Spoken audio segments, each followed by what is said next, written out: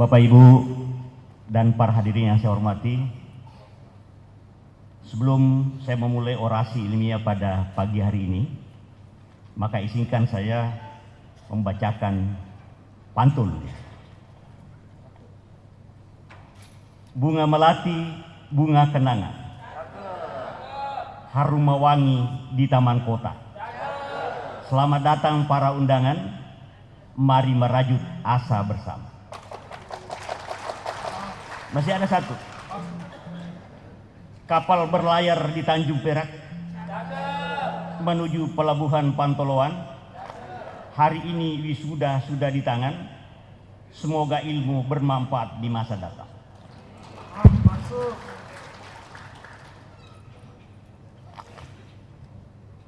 Bismillahirrahmanirrahim.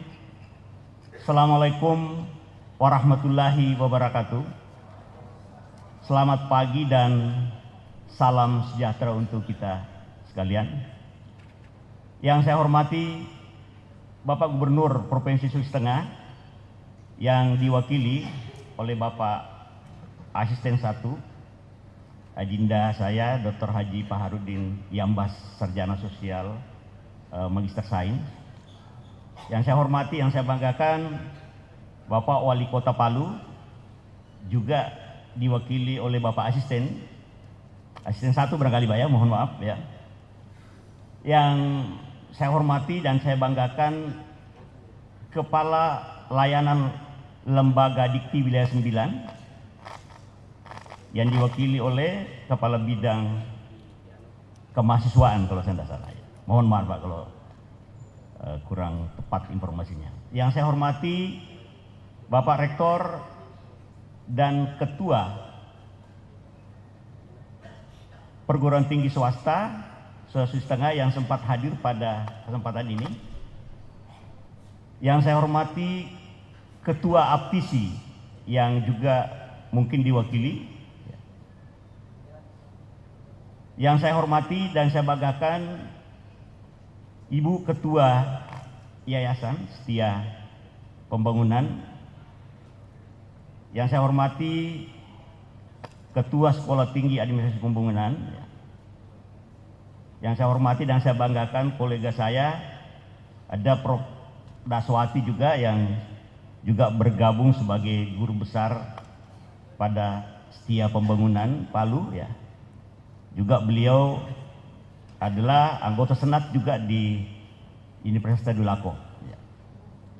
Yang saya hormati, yang saya banggakan para anggota senat akademik ya, Bapak Ibu, staf pengajar dan tenaga pendidikan, serta Bapak Ibu hadirin tamu undangan yang sempat hadir, khususnya adik-adik wisudawan dan wisudawati yang saya banggakan. Puji syukur kita panjatkan kehadirat Allah Subhanahu wa Ta'ala, Tuhan yang Maha Kuasa, atas segala limpahan rahmat-Nya, sehingga pada kesempatan ini kita masih diberikan kesehatan, kekuatan, dan keafiatan untuk secara bersama-sama hadir di tempat ini dalam rangka acara wisuda sarjana yang ke-12 Sekolah Tinggi Administrasi Pembangunan Palu. Bapak Ibu yang saya hormati, perkenankanlah saya pada kesempatan ini untuk menyampaikan orasi ilmiah dengan judul Proses Formulasi Kebijakan Publik dalam Perspektif Kolaboratif Governance. Sistem dan kebijakan desentralisasi merupakan salah satu dimensi yang sangat penting dalam proses demokratisasi dalam kerangka mewujudkan tata kelola pemerintahan yang baik. Tata kelola pemerintahan yang baik yang lazimnya disebut dengan good governance merupakan salah satu konsep yang akhir-akhir ini diperkenalkan seiring dengan kecenderungan untuk lebih memperbaiki penyelenggaraan pemerintahan dan pengelolaan pembangunan masyarakat bangsa. Secara kontekstual, penerapan konsep ini lebih dekat digunakan dalam perspektif reformasi birokrasi pada sektor publik yang menekankan pada peran manajer publik agar dapat memberikan pelayanan yang berkualitas.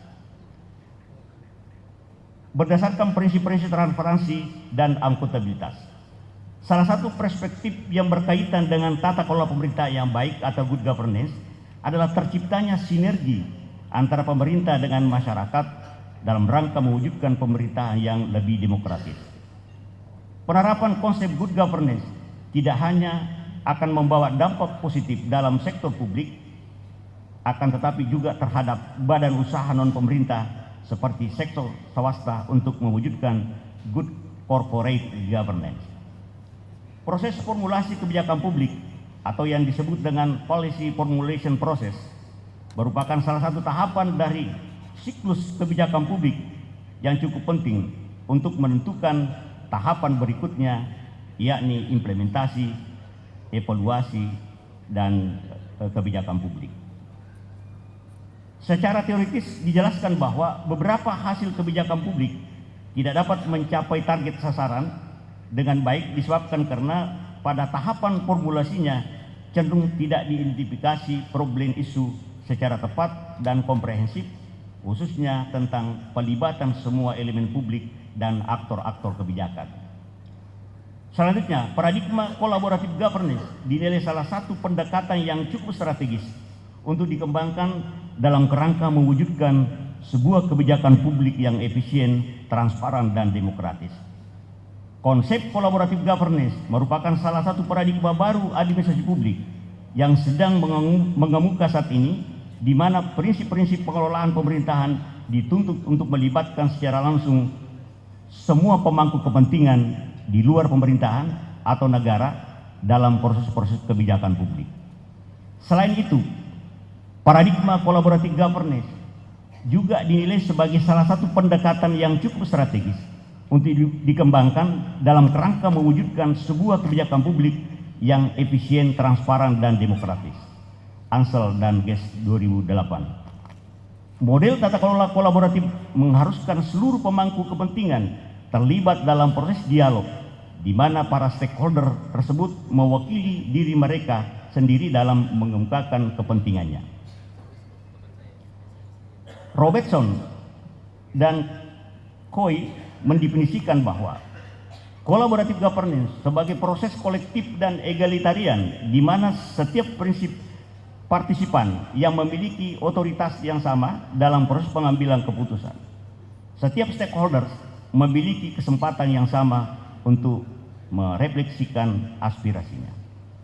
Hadirin yang saya muliakan, basis teoretik dari konsep collaborative governance diawali dari berbagai kajian keilmuan, di antaranya teori organisasi, teori administrasi publik, teori kepemimpinan, teori manajemen strategis, teori komunikasi, teori manajemen publik, dan studi-studi kebijakan publik.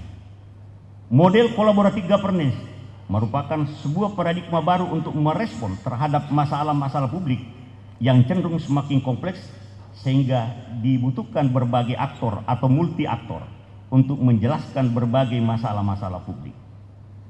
Collaborative governance dapat dipahami sebagai upaya untuk lebih mengefektifkan peran manajer publik melalui pelibatan lintas aktor. Kemudian, secara terminologi dan konseptual, Thomas Erdai menjelaskan bahwa kebijakan publik adalah whatever government choose to do or not to do. Apapun yang dipilih oleh pemerintah untuk dilakukan dan untuk tidak dilakukan. Makna dari hakikat dari konsep kebijakan publik tersebut adalah bagaimana sebuah keputusan yang dilaksanakan oleh pejabat pemerintah yang berwenang agar dapat memecahkan masalah-masalah publik dengan baik untuk kepentingan masyarakat atau public interest.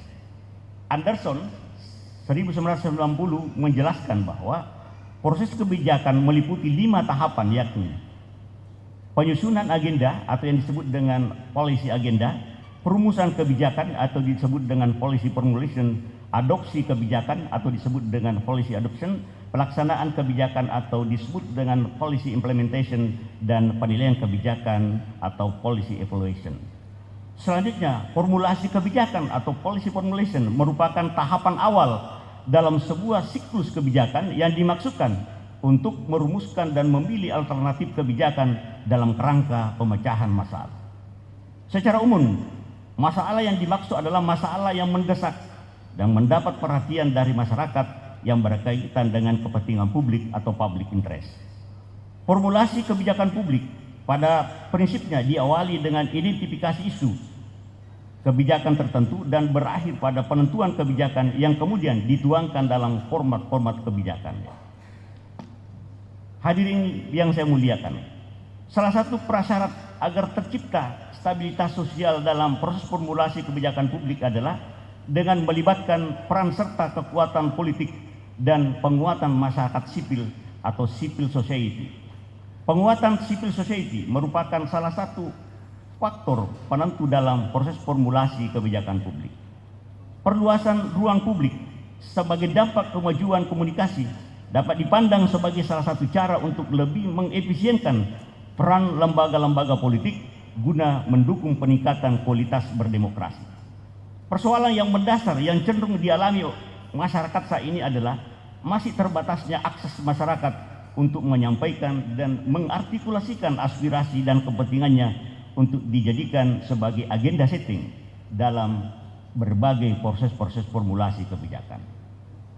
Permasalahan lain yang dihadapi dalam proses formulasi kebijakan publik antara lain, identifikasi masalah yang kurang tepat, seringkali yang dirumuskan bukan akar masalah yang sesungguhnya, misalnya kebijakan untuk mengurangi kemiskinan cenderung hanya lebih fokus terkait bantuan langsung tunai, padahal substansi masalahnya adalah terbatasnya lapangan kerja dan akses pendidikan yang belum merata. Yang kedua,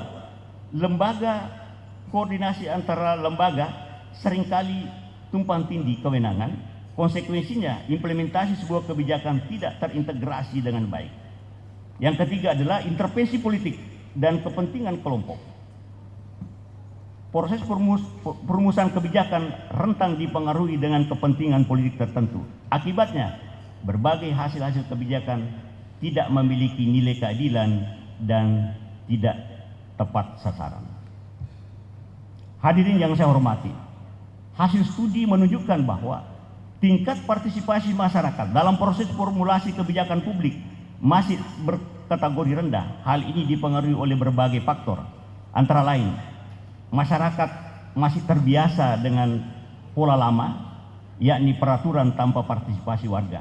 Mereka hanya cenderung menerima sebuah proses kebijakan kemudian dipaksakan untuk dilaksanakan. Yang kedua, masyarakat tidak memahami mekanisme dan prosedur untuk ikut berpartisipasi. Yang ketiga, masyarakat tidak memahami pentingnya pelibatan dalam proses perumusan kebijakan publik. Yang keempat, adanya asumsi dari aktor kebijakan yang berkembang bahwa dengan pelibatan masyarakat dalam proses formulasi kebijakan cenderung akan memperlambat sebuah proses perumusan kebijakan publik. Olehnya itu, sebagai kesimpulan dapat dijelaskan bahwa dalam kerangka menghasilkan sebuah kebijakan publik yang efektif dan sesuai dengan target sasaran, maka perlu pelibatan multi aktor yang berbasis data. Hadirin yang saya muliakan, khususnya para wisudawan dan wisudawati yang saya banggakan, izinkan saya pada akhir orasi ilmiah ini menyampaikan beberapa pesan. Yang pertama, bahwa hidup ini harus diperjuangkan dan yakinlah bahwa tidak ada hasil yang tidak menghargai proses. Sesuatu yang paling utama yang anak-anak sekalian yang harus jaga dalam proses-proses kehidupan itu adalah karakter, moral, dan integritas yang biasa disebut dengan emotional question.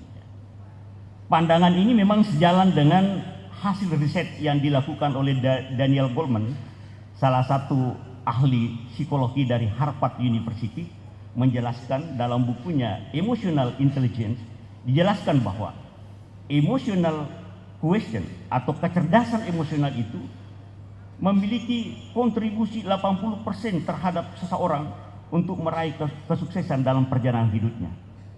Keberhasilan, sedangkan intellectual question atau kecerdasan intelektual kontribusinya hanya 20%. Ini hasil riset menunjukkan seperti ini.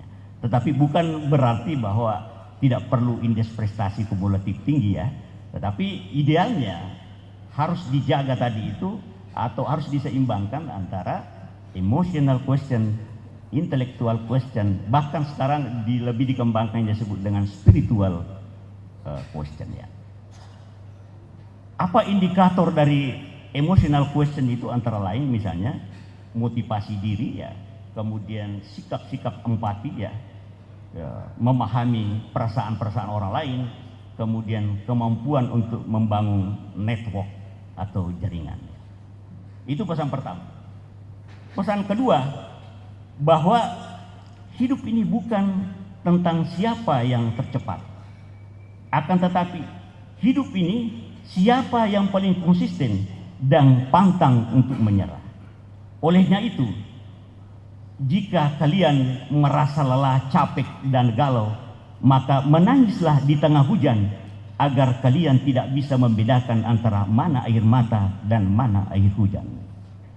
Yang ketiga, jika engkau ingin mencapai sebuah pulau harapan yang penuh dengan fata morgana, jangan membawa perahumu menepi, meskipun engkau diterpa badai dan gelombang, karena kata tenggelam hanya karena kehendak Allah yang Maha Kuasa. Demikianlah beberapa hal yang saya sampaikan. Mohon maaf jika ada hal-hal yang kurang berkenan. Hadanallahu wa iyyakum ajmain. Fastabiqul khairat. Assalamualaikum warahmatullahi wabarakatuh.